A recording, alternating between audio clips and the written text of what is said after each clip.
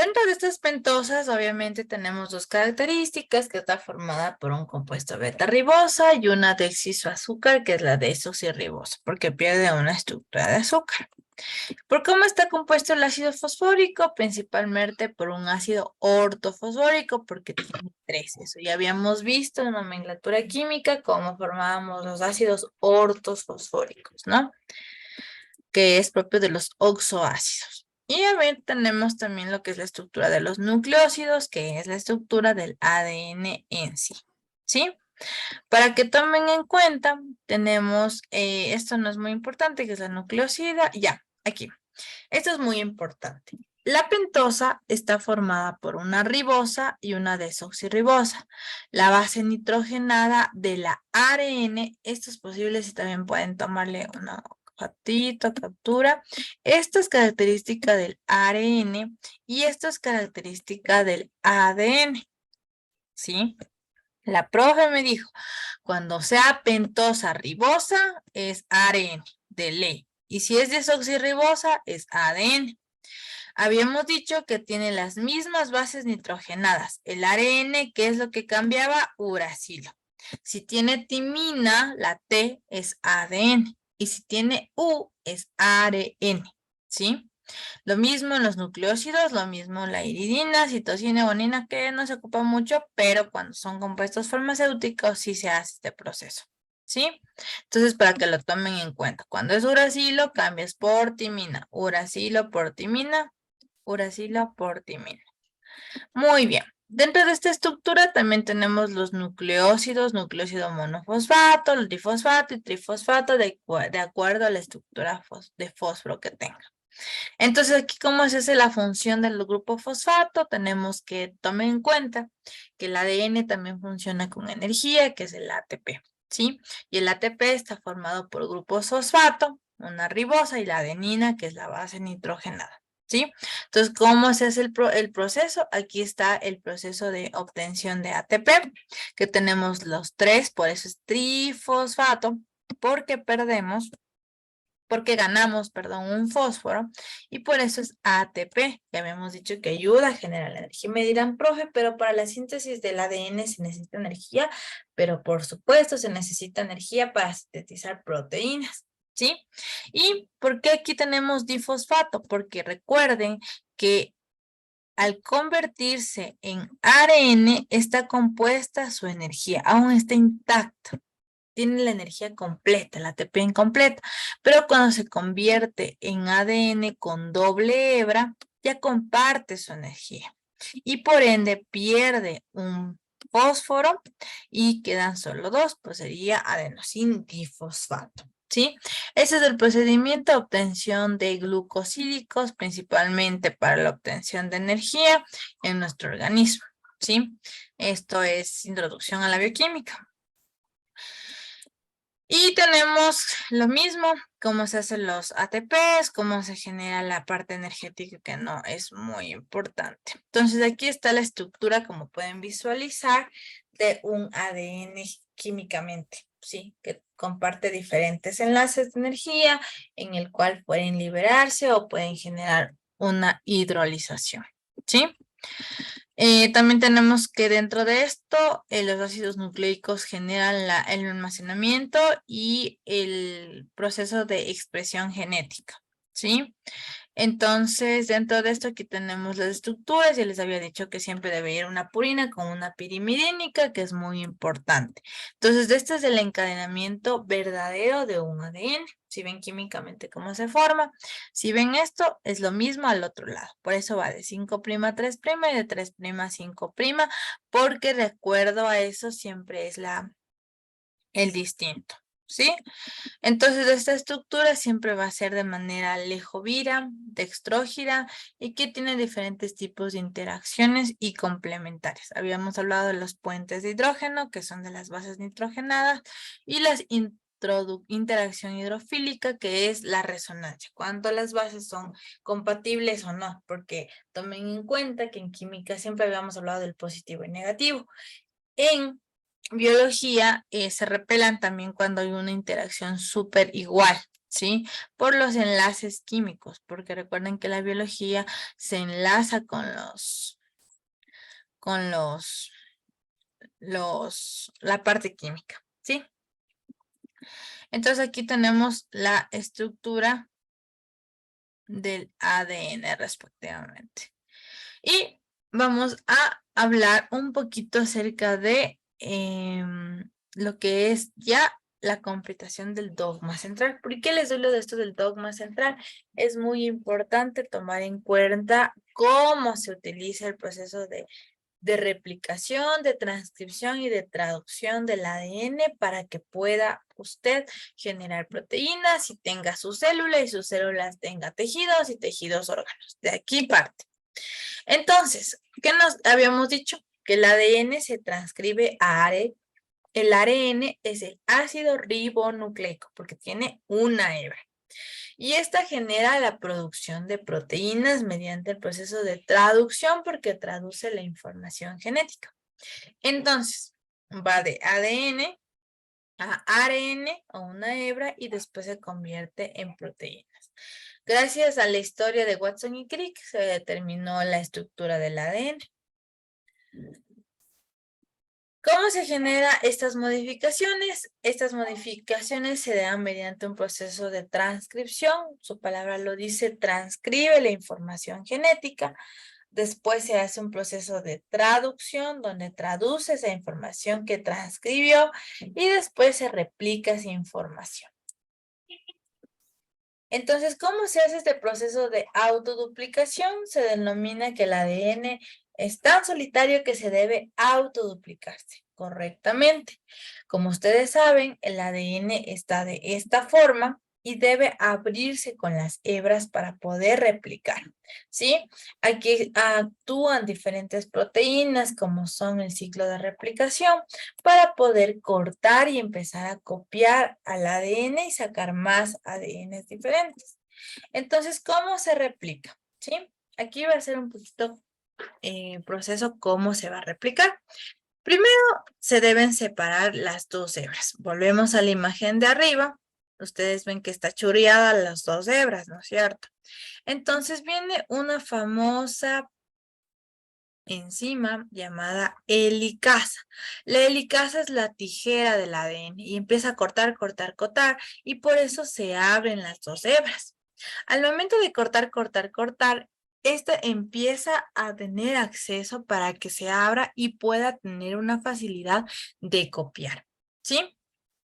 Posteriormente viene la famosa topoisomerasa.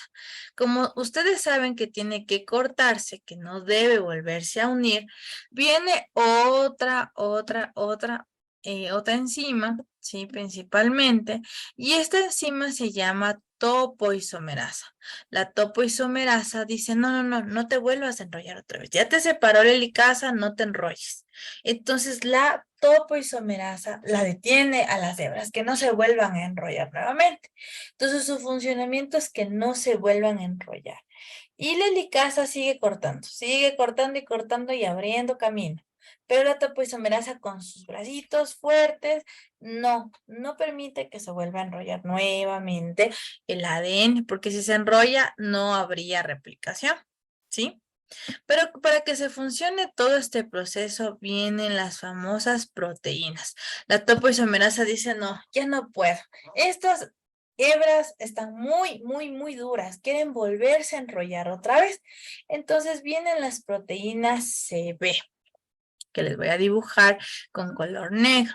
Estas proteínas CB son las que le ayudan a la topoisomerasa a que las hebras se mantengan separadas.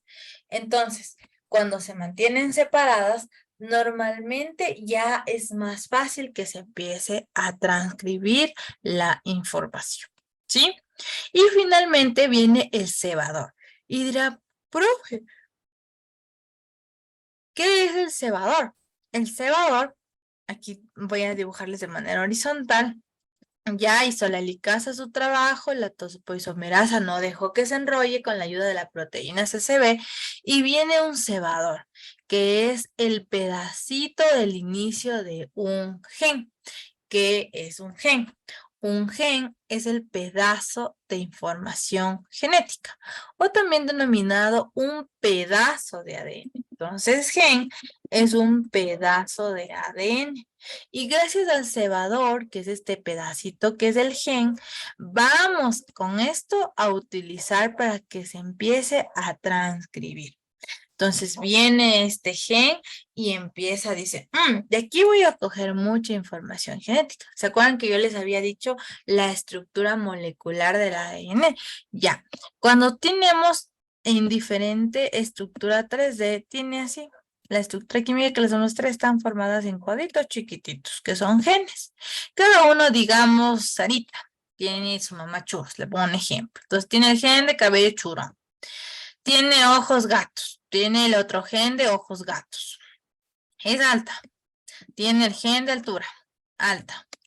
Tenemos aquí el color de piel. Es blanca. Es blanquita. Entonces, cada uno de estos genes tiene una información diferente de la información genética que heredaron de sus progenitores, es decir, de sus padres. ¿Sí? Entonces, gracias a lo que ya se separó la DNA, hizo la helicasa su trabajo, hizo la topoisomerasa su trabajo, ya se hizo todo este proceso, listo. Normalmente se genera ya el proceso de empezarse a transcribir la información. Y por eso se le denomina al cebador. Al cebador también se le denomina la famosa caja tata. Y ustedes me dirán, profe, el cebador, ¿por qué le dicen caja tata? ¿Por qué creen ustedes que les dicen caja tata? Porque tiene que timina, adenina, timina, adenina.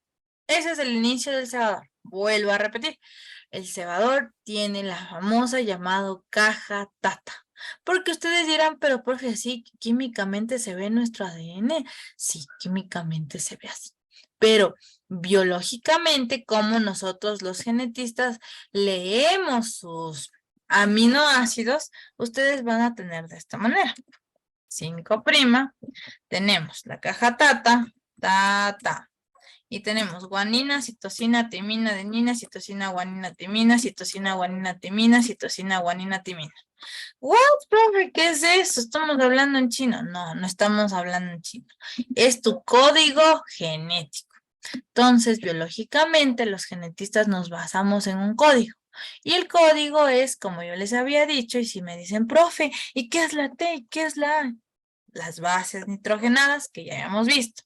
La T es timina, la A es adenina, la C es citosina, que son las bases nitrogenadas, y la G es guanina. Y ustedes me decían, pero profe, ¿y cuándo es ARN? La timina se transforma en U, Brasil, de U. ¿Sí? Hasta aquí. Preguntas, inquietudes de cómo se obtiene la replicación del ADN, cómo se obtiene la caja tata y el cebador y cómo se obtiene la codificación genética, o vuelvo a repetir.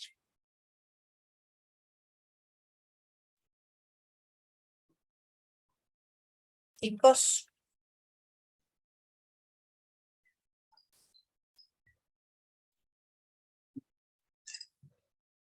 ¿alguien me está hablando? ¿Me puede repetir? Ya, Saraí, ¿cómo está? Vuelvo a repetir, ¿ya? Esto es complicado, así que necesito que pongan atención. Si están merendando, haciendo otras cosas, estamos al lado. Entonces, vamos nuevamente. Les había mencionado que el ADN está formado por este gen, por esta hebra, ¿no es cierto? Así lo vemos en las imágenes y así ha de ser el ADN. Claro, así es el ADN. Pero químicamente tiene las estructuras que yo les había comentado, de esta manera. Vamos a subir la estructura química, aquí está, ¿sí? Esta es la estructura química que ustedes ven aquí de la hebra. Pero para que nosotros podamos tener más ADNs, porque ustedes dirán, solo un ADN para nosotros. No, ya les había explicado que cada una de la hebra tiene diferente información genética. ¿Y cómo diferente información genética? Trabajemos en esta hebra. De aquí para acá tiene una información genética. De aquí para acá tiene otra información genética. De aquí para acá tiene otra información genética. ¿Sí? Entonces, este pedacito de ADN se denomina gen. Vuelvo a repetir. El gen es el pedazo de ADN. ¿Sí? Entonces, cuando es el pedazo de ADN, porque es un pedacito de información. Es decir, le pone un ejemplo. Yo tengo el cabello lacio. Entonces, digamos que en el primer cuadrito tengo mi información genética del cabello, que es lacio. Mi segundo cuadrito, mi información genética es de altura. Y mi tercer cuadrito, mi información genética es de color de piel, moreno. ¿Ya? Entonces, esa es mi información genética. Pero para que pueda obtener muchos ADNs y pueda tener muchas proteínas, y aunque les diga, pero profe, yo he escuchado que cuando como carne tengo proteínas, cierta parte. Nos da una pequeña proporción, pero para obtener más proteínas, no siempre vamos a comer carne. A veces hasta la economía no alcanza. Entonces, nuestro cuerpo fabrica proteínas y esto lo hace mediante el ADN, ¿ya? Entonces, para que se dé esas proteínas, se debe autoduplicar el ADN. Es decir, que de este ADN que está aquí, que ustedes ven en la imagen, salen dos ADNs más. Tan, tan, tan, tan, tan, tan, tan, tan, tan. En total saldrían 3, ¿no es cierto? Entonces, ¿cómo hago y cómo se hace, profe, el proceso de autoduplicación? Para poder yo duplicar el ADN, ¿sí? Yo ocupo estas famosas enzimas. Todo lo que termine en asa es enzima. Helicasa, topoisomerasa, proteína CB y cebador, denominado caja tata. ¿Y qué es la caja tata? Es ese pedacito de inicio del gen. El pedacito de la codificación del gen es la caja tata denominado cebador.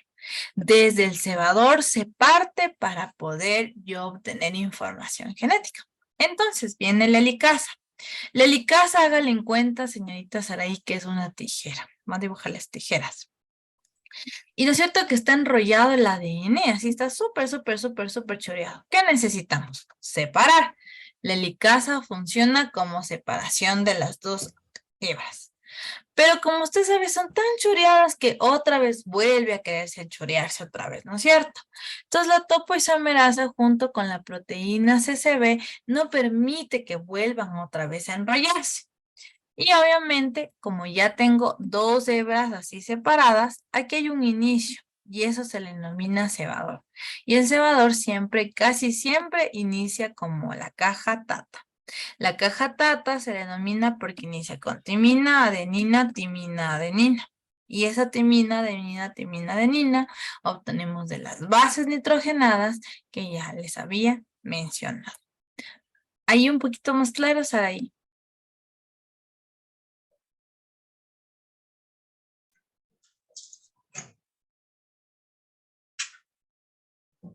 Ya, listo, Saraí. Continuamos. Este proceso es un poquito complicado de entender, pero vamos a poder. Para eso ya tenemos los cebadores y ustedes dirán, pero profe, tenemos dos ADNs y se acabó el proceso. No. Aquí tenemos las dos hebras. Nos habíamos quedado en el cebador, ¿no es cierto? Que era el inicial para poder sacar la codificación genética. Obviamente el ADN está compuesto de 5' a 3' y de 3' a 5'. Pero para que se copie la información tal cual, vienen las famosas ARN polimerasas, que son como gusanos, se pegan en el cebador, en la caja tata, y empieza a informar y dice, tengo que copiar todo tal y cual, y empieza a duplicar información, duplica información, duplica información de una hebra, por eso es ARN polimerasa. Pero después vienen las ADN polimerasas y dicen, no, ARN polimerasa, solo me estás diciendo de una hebra y te olvidaste de la otra, del 3' 5', y empieza a codificar. Codifica más rápido que el ARN. Pero el ADN es bien tontito, digámosle, ¿ya? Porque no copia todo completo y deja un huequito. Y dice, uy, me jalé, ya no copié lo mismo. Entonces, ¿qué pasa aquí?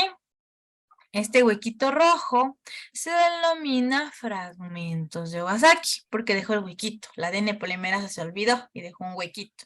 Y siguió copiando y se olvidó.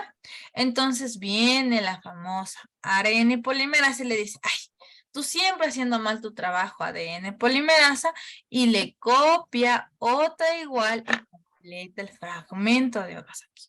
¿Ya? Y obviamente para que vuelva a enrollarse, porque obviamente no vamos a dejar abierta el ADN, pobrecito, viene la famosa ligasa. La ligasa es como un pegamento, ¿ya? Y empieza a pegarles y a copiar el ADN. Copiado, copiado, copiado. Y le empieza a copiar. Y finalmente ya tenemos al ADN replicado o duplicado. ¿Sí? Si me hice entender, aquí tenemos más clara la imagen. ¿Me hice entender o no me hice entender? Chicos,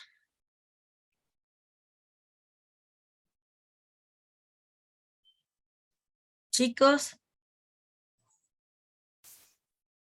los veo asustados, que no me dicen nada. Cuénteme, ¿sí? ¿Claro o no claro?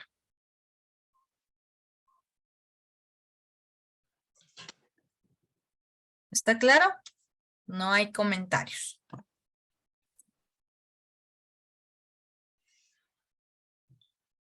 Ya, muy bien, Alison, Lisbeth. Listo, mi Lisbella.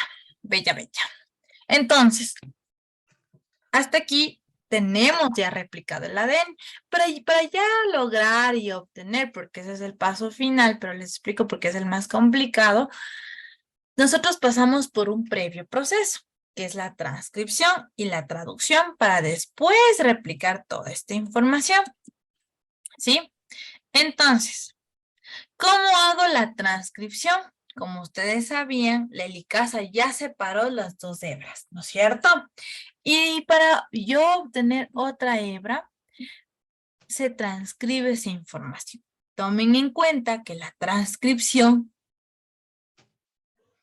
se realiza en el núcleo de la célula. La transcripción se realiza en el núcleo de la célula. Entonces, la transcripción, ¿sí? Está formado por este ARN maduro de la enlace que ya separé, digamos que ya está separada las dos helicasas, ¿sí? Ya le separó la helicasa que es la tijera y quiero copiar esta hebra original para que salga otra hebra más. Pero para eso viene la famosa ARN polimerasa, ya saben que es nuestra amiga, y empieza a copiar la información. Le lee a toda esa hebra y dice, aquí viene e inicia la caja tata, que es lo que les había dicho del cebador. ¿Sí? Después de eso viene la ARN polimerasa, otro dos, porque hay una, la ARN polimerasa 1, y viene la ARN polimerasa 2, y empieza a sintetizar y decir, no, ARN polimerasa 1, no vas a poder solita transcribir toda esa hebra muy grande, no puedes, no puedes, y la ARN polimerasa 2 le dice, ven, yo te ayudo, y empiezan a seguir transcribiendo la información. Y al final siempre se determina con una ARN polimerasa que se llama maduración, ¿sí? Se termina como una elongación, ¿sí? Para ya terminar todo el proceso de transcripción. Y este proceso de transcripción actúa la ARN polimerasa 2 que les había mencionado y también ciertas proteínas que ayudan a ensamblar ese proceso. ¿Sí? Para nosotros empezar a transcribir la información, siempre inicia desde una caja data. Sí, nunca olviden eso, inicia desde una caja data, que es el promotor. ¿Y cómo se da este promotor? Como pueden ver aquí, es un Pacman. Este Pacman es la ARN polimerasa, que es el promotor, y dicen, voy a seguir copiando. ¿Se ven cómo copia el fragmento? Entonces aquí tenemos los exones y los intrones que ayudan principalmente a obtener la información genética, y aquí tenemos al promotor. La polimerasa ARN polimerasa 1 no puede solita todo el proceso de transcribir la información y viene el ARN polimerasa 2 a ayudarle para que transcriba la información.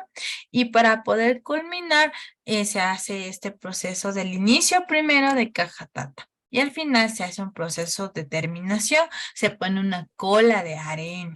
Esta cola hace que ya no se transcriba, le pausa y dice, no, ya tienes que quedarte quietita, ya transcribí toda la información necesaria y ahora sí, como transcribí toda la información necesaria, ¿sí? Esta transcripción ya está lista para que pueda ser traducida, ¿sí? Como ustedes pueden ver aquí, se llama colipolia. Para cuando ya no quieras transcribir, viene la ARN polimerasa 2 y dicen, no, no, no, ARN polimerasa 1, tú estás transcribiendo como loquito y no podemos seguir transcribiendo mucho más, mucho más. No, tenemos que poner una pausa, ¿no es cierto? Como todo en la vida hay que poner a usar algo. Y pausa, y lo coloca una terminación. No se imaginen de poner una cola, como poner una cola a algún animalito. No, es una cola biológica, que son las terminaciones de las bases nitrogenadas, como la que es aminoácido, aminoácido, aminoácido, que es amina, amina, amina, ¿no es cierto? Esa al final para el proceso. Y se denomina cola de la polía. ¿Por qué es polía? Porque termina en aminoácido de amina, ¿sí? Porque recuerden, tenemos citosina, guanina, timina y adenina, perdón. Termina en una adenina, ¿sí? Porque es propiamente del proceso de genético. Y ahí se terminó la transcripción, ¿sí? Entonces, el objetivo es que el inicio tenga una caja tata al inicio y al final tenga una cola de polía, que es del aminoácido, ¿sí? Para que lo tomen en cuenta. Listo, aquí obviamente son los procesos de cómo se madura. Tenemos un proceso de poliadenación que no es muy importante. Igualmente cuando hay splicing se eliminan lo que son, se eliminan diferentes tipos de genes, podríamos hablar, que no me sirven. Entonces van eliminando, elimina el ARN que no me sirve. Y después ya de transcrito la información del ADN, como podemos visualizar en la imagen, ya se transcribió, hizo todo su proceso en el núcleo y procede a traducirse. ¿Y dónde se traduce? En el citoplasma. ¿Sí? Entonces, ustedes imaginarán, pero ¿cómo, profe? Me está diciendo que la transcripción se hace en el núcleo, pero por supuesto, tenemos aquí que se hace la transcripción, se transcribió y existen los poros nucleares. Sale el ARN, perdón, transcrito como ARN mensajero y va al citoplasma.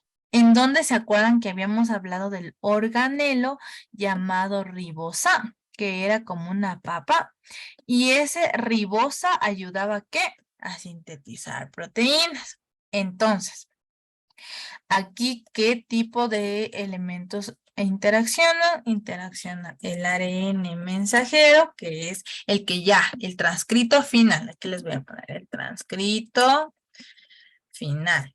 Y después pasa por el ARN, entonces ya se encuentra en el poro nuclear. Imagínense, es como, hablemos como estos de los coyotes que les ayudan a pasar a los inmigrantes de manera ilegal.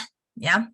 Hagamos en cuenta que el ARN es una persona que quiere pasarse de legalmente a los Estados Unidos, ¿no es cierto?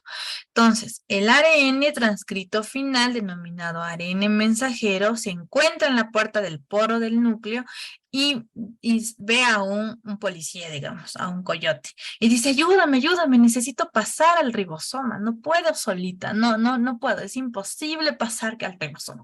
Entonces, ¿qué pasa? Este acompañante se le denomina ARN de transferencia, denominado ARNT, ¿sí? ARN, que te ayuda a transferirte del núcleo al citoplasma, ¿sí? Por eso es ARN de transferencia. Porque te ayuda a transferirte del núcleo al citoplasma. Y bueno, ya llegó a las puertas del ribosoma. Y dicen, ¿y ahora qué hago? Y en la puerta del ribosoma se encuentra el ARN ribosómico. Entonces el ARN ribosómico sí pasa ya. Yo sé que está súper bien. Entonces, súper bien, ribosómico. Entonces el ARN ribosómico empieza, ¿sí? Principalmente a sintetizar este proceso ribosómico para que ya sintetice proteínas, y aquí es lo que vamos a integrar, lo que es obviamente la sintetasa, que ayuda a sintetizar las proteínas y que son aminoácidos que actúan. ¿Y qué aminoácido actúa? Actúan de esta manera. Aquí está el ribosoma. El ARN ribosómico le ayuda a que la ARN transferencia ya codificada, ya con toda la información genética, pase por todo el proceso. Viene el sitio A, sitio P y el sitio E, que es de exit, ¿no? De salir. Entonces pasa, pasa, pasa. Y si ustedes se dan cuenta, profe, ¿y por qué aquí solo toma 3? Porque el ARN detrás de ribosómico solo lee codones de 3 aminoácidos. Este aminoácido es uracilo, este aminoácido es adenina y este aminoácido es citosina. Entonces, aquí hay como unos ganchitos, se les denomina codones. Se traducen de en 3 en 3, denominado tripletes. Entonces, vuelvo a repetir. El ARN transferido, voy a poner aquí el ARN, bueno, el ARN ya transcrito totalmente, se traduce por tripletes denominado codones. ¿Sí? Y empieza a traducirse, traducirse, traducirse. Y si ustedes ven, profe, ¿qué son esas bolitas que está saliendo aquí? Empiezan a salir las famosas aminoácidos, y el conjunto de aminoácidos son proteínas. Vuelvo a repetir, el conjunto de aminoácidos es proteínas. Conjunto de aminoácidos es, uy, permítame, proteínas. Y tenemos las proteínas. Hasta aquí. Preguntas, inquietudes.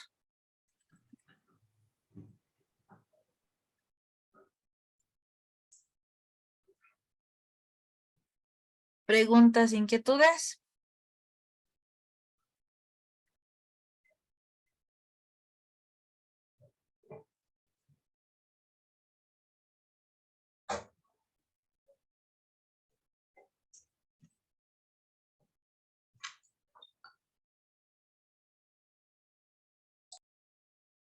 ¿Clarísimo o no clarísimo?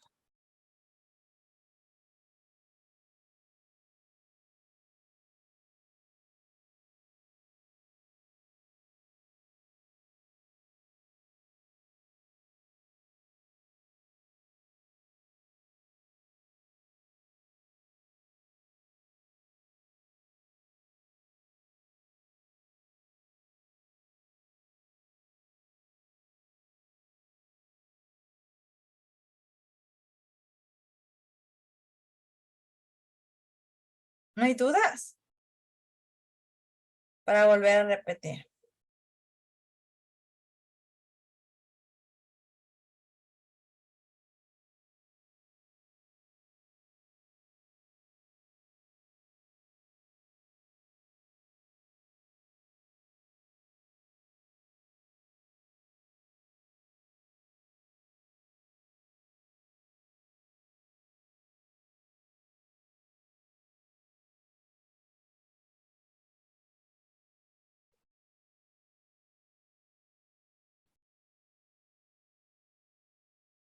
Listo, mi Lisbella. Chicos, vean, son 17 y solo contesta uno. Después no dirán, no, ni me explico. Esto es complicado, ¿sí? Las personas que van a seguir medicina o enfocarse en la parte de genética, pediatría y, si no me equivoco, es endocrinología, ven bastante de esto. Porque de acuerdo a esto ven los tipos de cáncer, ¿sí? Entonces aquí ven cómo va el proceso y va pasando a proteína. Muy bien, listo. A esto quería llegar. Empezamos con lo que es código genético. El código genético principalmente está formado por codones. Los codones habíamos dicho que está formado por 3 aminoácidos, por 3 bases nitrogenadas que son citosina, uracilo, guanina.